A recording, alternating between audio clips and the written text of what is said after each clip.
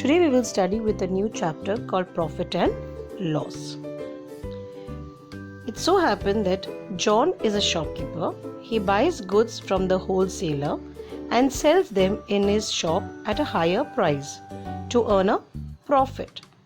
When he succeeds in selling at higher price, he makes profit, else he suffers a loss. So John has a shop where he wants to buy from wholesalers and sell it at a higher price to make a profit. Now let us see what is profit and loss. Now John buys sugar at rupees 50 per kg. Now when he buys sugar at 50 per kg, he sells it at rupees 55 per kg. So you see here, the sugar that he bought for was 50 rupees. That is called the cost price. He bought it for 50 rupees and is selling it for 55. That's a selling price. So here he makes a profit.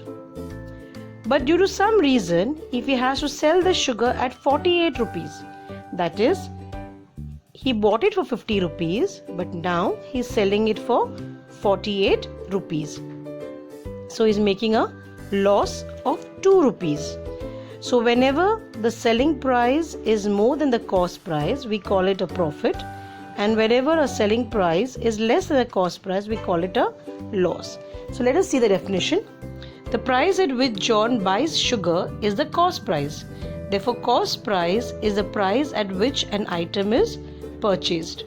And at the price when John sells sugar is called as a selling price. Therefore, the selling price is the price at which the item is sold. Now let us understand the formula how to find profit and loss.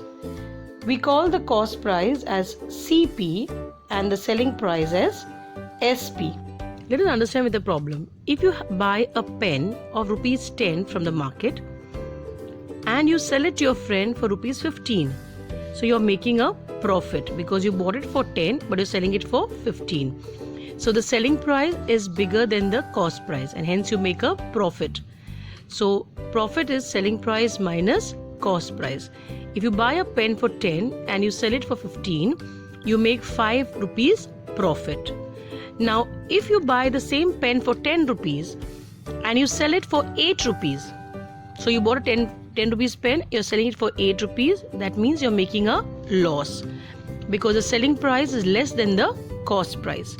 I hope you understood what is profit and loss, what is selling price and the cost price. So it's very important to know when the selling price is greater than cost price or the selling price is lesser than the cost price.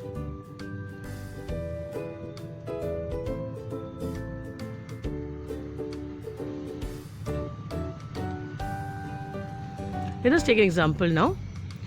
Let's revise. Profit is selling price minus cost price and loss is cost price minus selling price.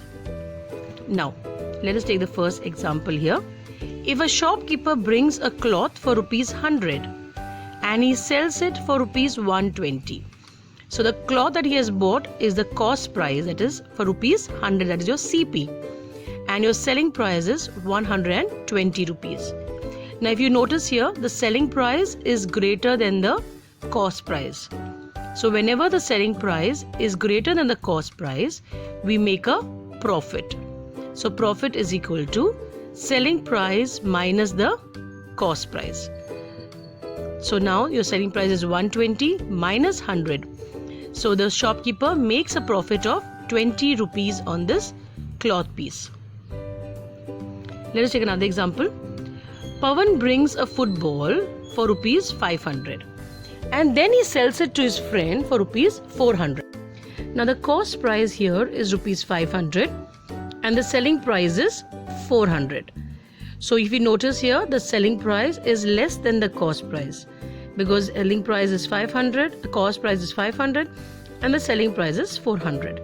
So whenever the selling price is less, it becomes a loss. So he makes a loss of 100 rupees. Let us take another example. If the cost price is 85 and the selling price is 105, then what is the profit? So the cost price is 85 rupees and the selling price is 105 rupees. Here the selling price is greater than the cost price. So the profit is selling price minus cost price, that is 105 minus 85. So he makes a profit of 20 rupees. So I hope you understand that every time you need to check whether selling price is greater or less than the cost price. Here's another sum. The cost price of a motorbike is 78,650 and the transportation cost per bike is rupees 1,350. This guy buys a bike and spends money on his transportation, and then he wants to sell the bike for rupees 95,500. What is the profit amount? Here the cost price will add now. We have the cost price, that is 78,650, and the transportation charges, which is 1,350.